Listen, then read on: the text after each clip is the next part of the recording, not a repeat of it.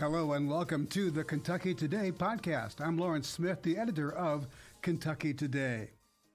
This week, the man who helped make summer camp great again retires. A Kentucky Baptist church gathers by the river to baptize dozens of new believers, and one pastor hits the road to help fuel his ministry. But first, Haiti is one of the most dangerous destinations in the Western Hemisphere. In fact, the U.S. State Department advises against going there. But God had a different plan for Kyle Noffsinger, the pastor of Southside Baptist Church in Princeton. He went to minister to the people of Haiti despite the danger. I began by asking Kyle how the outreach to Haiti began. Well, ministry to Haiti actually began with ministry at Southside Baptist Church. There is a lady in Southside who is supported by a whole lot of other people at Southside. Her name is Janie Fralix. And a number of years ago, she's a retired nurse. A number of years ago, she just really felt like she wanted to get involved with some things internationally. And, the earthquake, things like that happened in Haiti a number of years ago. And she ended up going down there, and she just kept going, and she kept going for longer. And in Haiti more, in West Kentucky less. And she got to where she was spending, before the pandemic, I think it was like 9 months or so out of the year down in Haiti. And I've been involved myself in mission work in various capacities back a number of years ago when our IMB was doing the unreached, unengaged people groups, trying to engage those.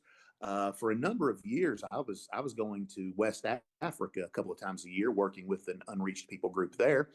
And then I began to kind of take stock and try to get a little bit more intentionality about international involvement. And I thought, I think that I might be able, since I'm not called to the field full time, I think I might have a little bit bigger impact, a little more bang for the buck if whenever I went internationally, I went for the purpose of really investing in and pouring into pastors. And so it was kind of a perfect storm. Back in spring of 21, went to Haiti, not for a pastor's conference, just to go down there and kind of see some of the work that Janie had been involved in. And so then she began floating the idea about a pastor's conference. And I thought, man, sign me up. And the first year we went and just really winged it, just kind of, here's what we're going to do. Here's how it's going to turn out. We'll see. And it went great. And last year was even better. And last week was just absolutely phenomenal. And it was a blessing. I want to talk more in a minute about the conference, but let's talk about Haiti first. The State Department has issued what it calls, I'm going to quote this, a level 4 travel advisory, meaning U.S. citizens should not travel there due to kidnapping, crime, civil unrest, and poor healthcare infrastructure. So why have you chosen to go there despite all those warnings and essentially ignore those warnings? Wow, that sounds terrible when you read it out loud like that. So, yeah, who would do that? That's crazy. Why did you all let me do that? That's nuts.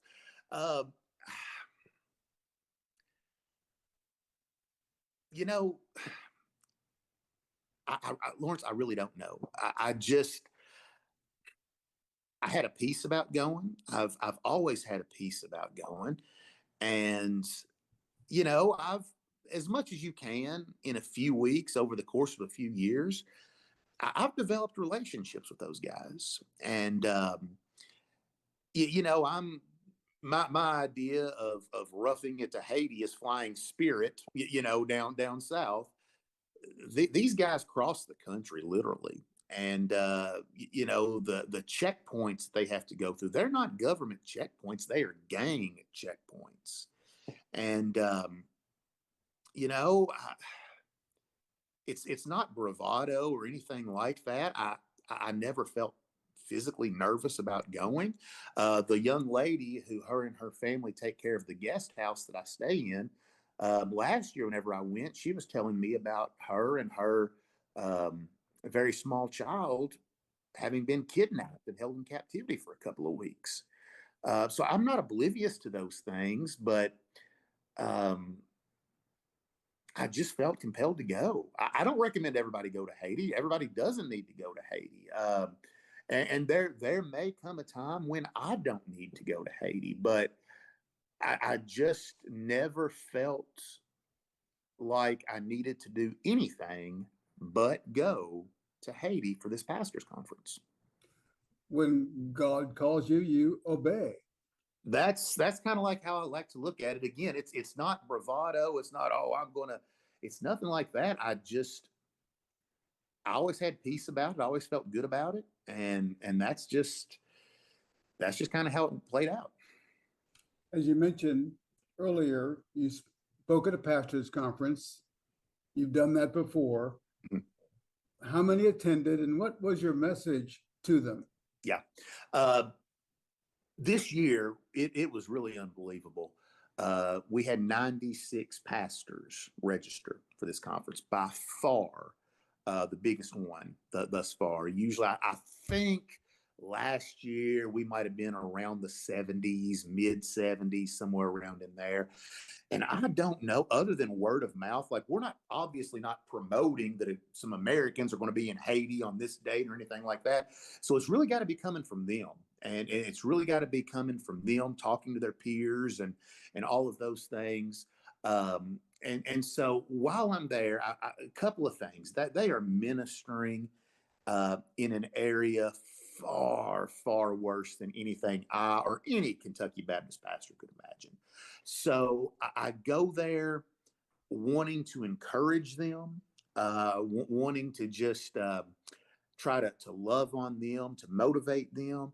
But also I recognize that they haven't had access to a lot of the things that I've been able to have access to: education, formal training, those types of things. And so I try to do a little bit of both.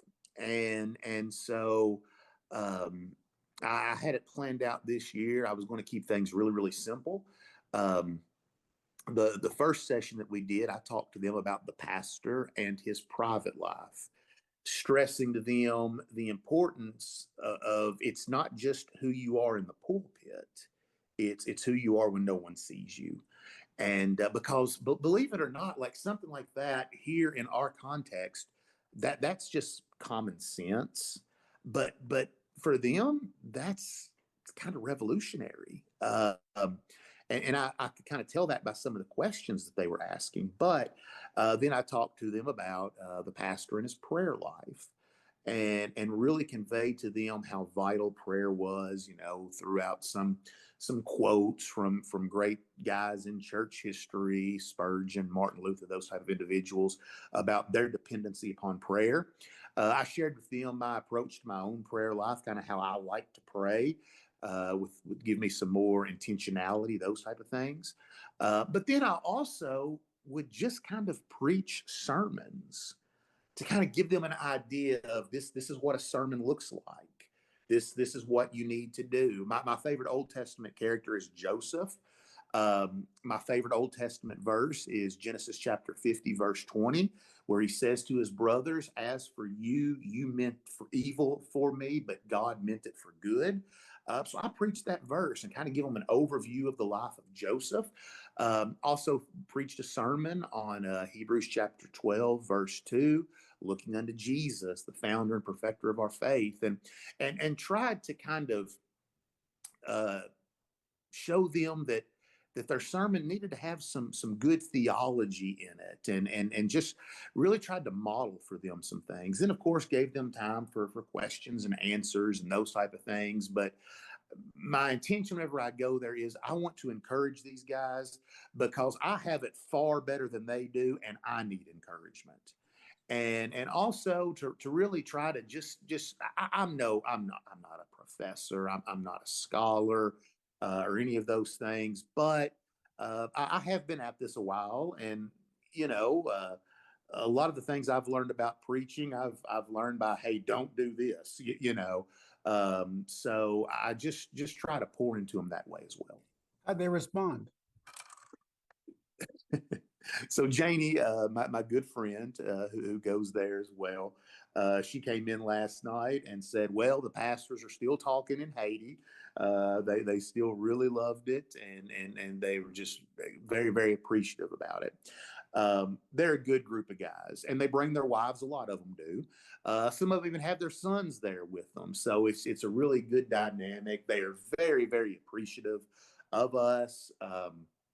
The feedback, the questions, they encourage me with their gratitude and with their humility. Based on your time there, what kinds of challenges is the church facing in Haiti when it comes to sharing the gospel?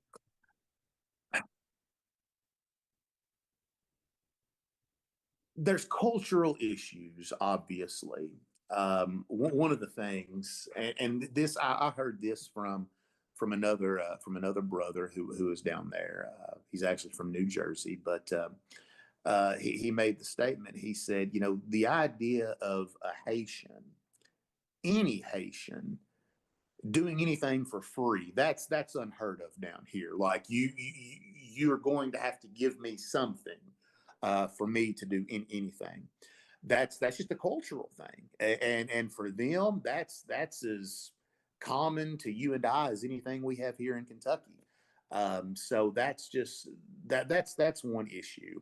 Then obviously,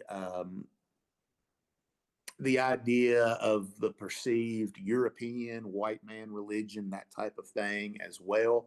And also their group of people who have their religious heritage and their religious beliefs as well. Couple that with government corruption, and as so much the case, corruption tends to trickle down. I do believe there's some corruption in the churches. I do believe that there are pastors, even those who are at the conference, um, who really aren't taking seriously the charge that God gives to shepherds, and that was one of the things I was really really trying to drill into them, and a lot of this so much it's not even maliciousness, it's that verse in Hosea, my people have been destroyed for lack of knowledge. A lot of these guys, again, it's not that they're charlatans or anything like that. They just don't know, and so that's another motivating factor for why I go. Haiti has suffered one catastrophe after another, earthquakes and hurricanes. Yeah. You mentioned government corruption, gang violence. But how do you see God working there? Well, one of the things you see in scripture is, man, when things get really, really bad, that's usually when God begins to work and move. And I see, I try to gauge everything, even the overall health of the church, on the pastor. If a good church has a bad pastor, it's not going to be a good church for long. And Lord willing, if a kind of a more difficult or challenging church has a good pastor, hopefully they won't be difficult and challenging for long. So I do believe that there is a hunger among those guys to reach and to grow their congregations, to be that light that shines in the darkness. Any hope for Haiti, this life or the next, I believe it's really going to come from God's people who really just take seriously the work of the gospel and really take seriously their call to the ministry. You know, the U.S. and other nations, billions of dollars have been poured into that place, and I don't know. I don't know if a dime got to where it needed to go. So it's going to have to be God's people seizing the opportunities that He's given to them and being faithful where they are. That leads to my last question. How can Kentucky Baptists be praying for Haiti?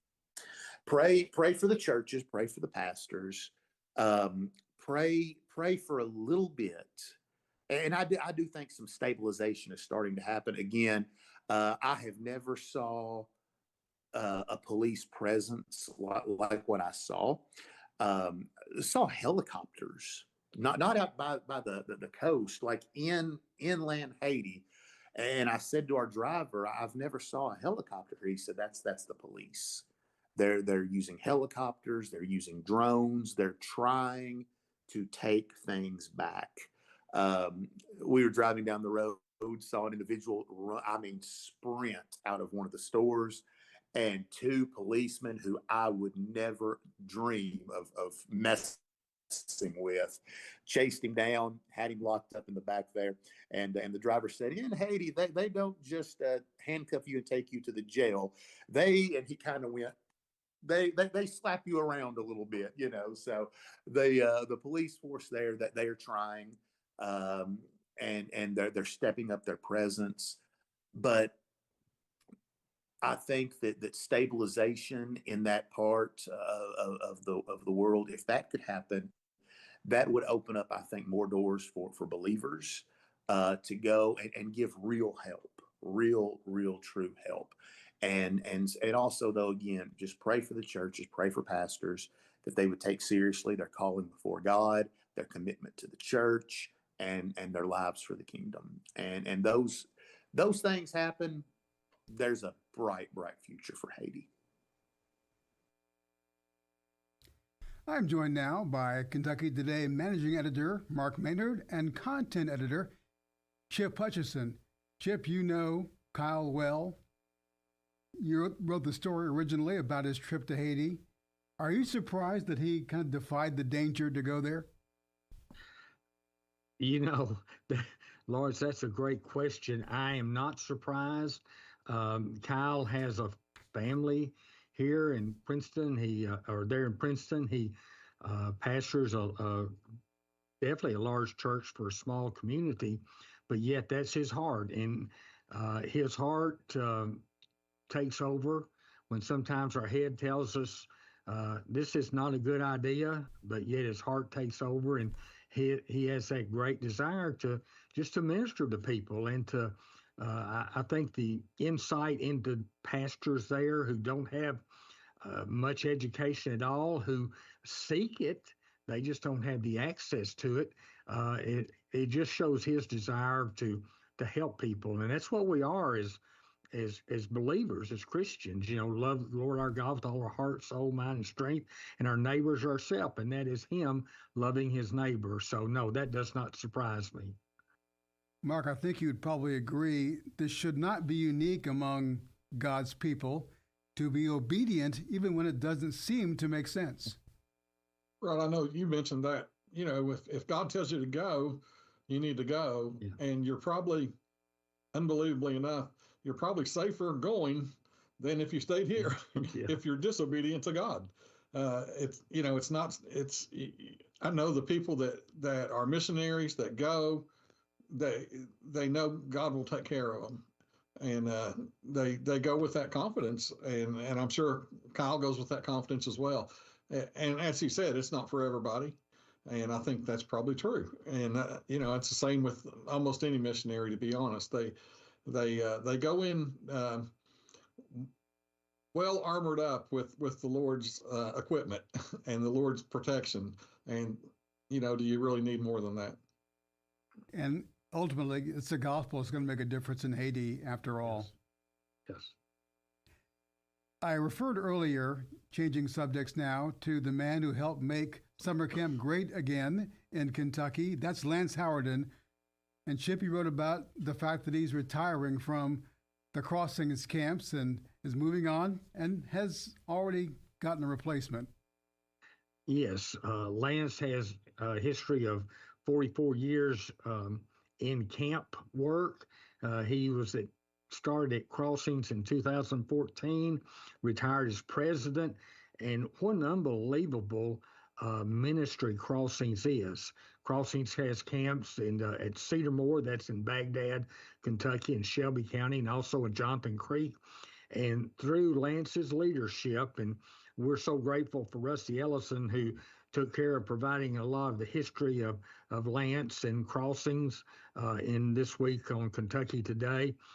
But I mean, the numbers are astounding. Campers have given in Lance's time there over $1 million to missions efforts. They've had, I think, like 7,000, over 7,000 people who've acknowledged the call to ministry there. Thousands of children and students who have been saved as a result of crossings.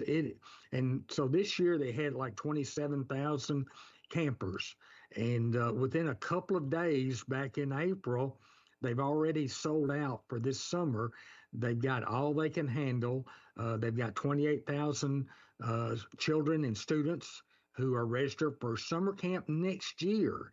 And under Lance's leadership, they've had $8 million in capital improvements to those two locations. Just an amazing history. And Dan Talcott, who has been the CFO of Crossings, is the new president. And I think he will just continue the great work that Crossings has been. Pretty amazing what God is doing through Crossings, because just a few years ago, within a couple of decades or less, summer camps were dying, including here in Kentucky, but through Lance's leadership, it's really been revived. Yes, and what is so indicative of the success is other states call here Crossings office in KBC building, and they want Crossings to come to their state because the camps are so good. Seth York wrote a great article that we posted Monday about this past summer, and he, I thought, used a great analogy. You read about Jesus feeding the 5,000 with 5 loaves and 2 fishes, and that multiplication effect. And that's what we see in Crossings, the multiplication of disciples through faithful gospel preaching. The purpose of Crossings is to proclaim the gospel, and that can never be understated. It must always be pointed out. Thanks, Chip. Well, Mark, we are hearing across the state good reports about baptisms in Kentucky Baptist churches. But one church you wrote about took it to a different level, literally gathering by the river, as the old hymn used to say. Talk about that church. Yeah, Grace Point in the Louisville area there. They went, and this is the second year they've done this. They went to the town of West Point, right on the river there, and they had, he's thinking 44, 45 baptisms. They said they kind of lost count. He and the associate pastor were baptizing people at the same time, and they almost stopped counting at 20, and they were still baptizing people. So he thinks, it was probably, around 45 that got baptized. And I asked him how many of those were, pre-planned, to baptize. And he said, a good number, more than half, had planned. They wanted to be baptized in the river. They wanted to be baptized on this day.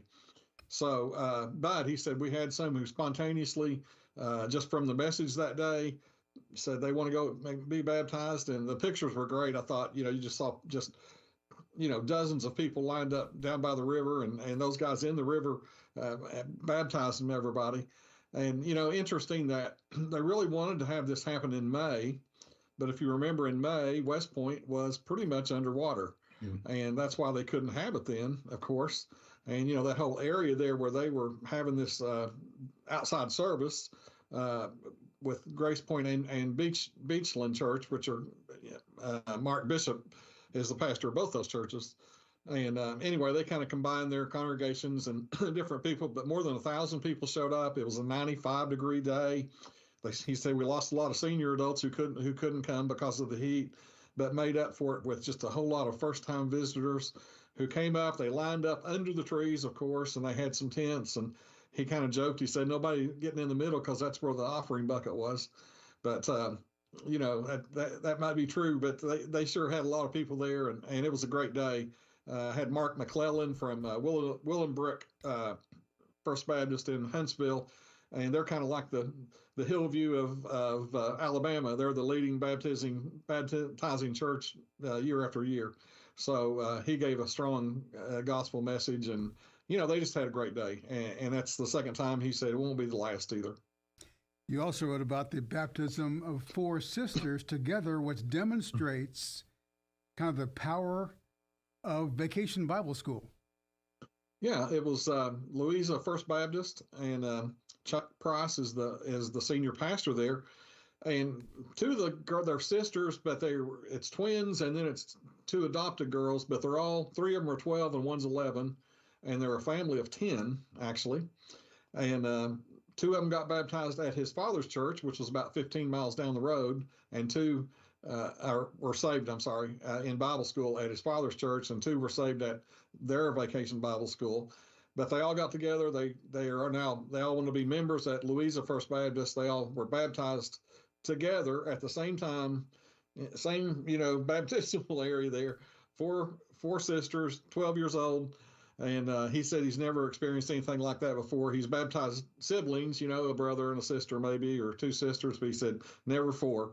But he told them, I think the twins, I think their birthdays were the same on that day. He said, so you were born and then you're born again on that same day. So anyway, but they have a great children's ministry at Louisa First Baptist, and he credited that with as much, Bible school, of course, too. But they have a great children's ministry that's helping lead a lot of kids to the Lord. So kudos to them and praise the Lord. Indeed. I want to end with this, Chip. You wrote a story about a pastor who literally goes on the road, drives a truck way up north, the pastor of a church called 18 Mile Baptist Church in LaGrange, but he does that to help the rest of his ministry. Talk about that story. Well, it's an incredible storyline. Bob Scott, he's a 60-year-old MDiv student at Southern Seminary. Back in 2021, he and his wife, Julie, moved from Alaska. They sold their home, virtually everything that they had, and they moved to Louisville for him to pursue a degree at Southern. Well, in order to make that work, and they have 3 adult children, 10 grandchildren, they needed some income. So a company out of Missouri called them and asked, would you do long-haul trucking for us? And they said, we will. We do it for 3 months. And we'll give you it was late April to early August. And, that pays most of their income for the whole year. And they drive explosives from the East Coast all the way up to the northern part of Alaska. And we've got, pictures on the website story that show you the road.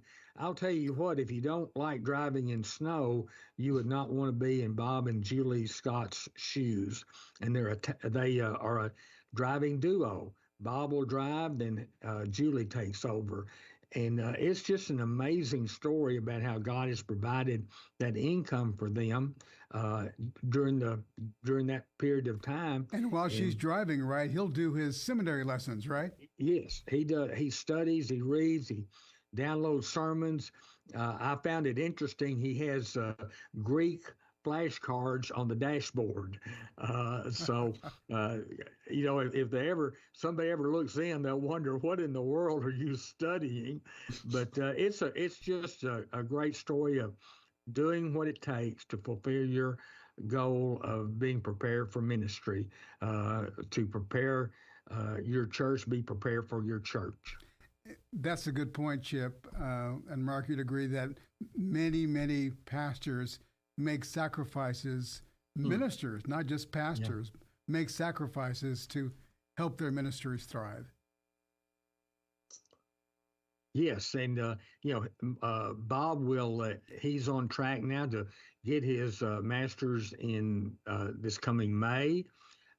He is planning on pursuing a doctorate and will continue on as pastor of 18 Mile Baptist Church, about 4 miles outside of LaGrange. If anyone listening to this does not have a church home in the LaGrange area, I would encourage you to visit them. And Bob really is focused on building that ministry and doing just a great job of being faithful to proclaim the gospel to everyone he meets.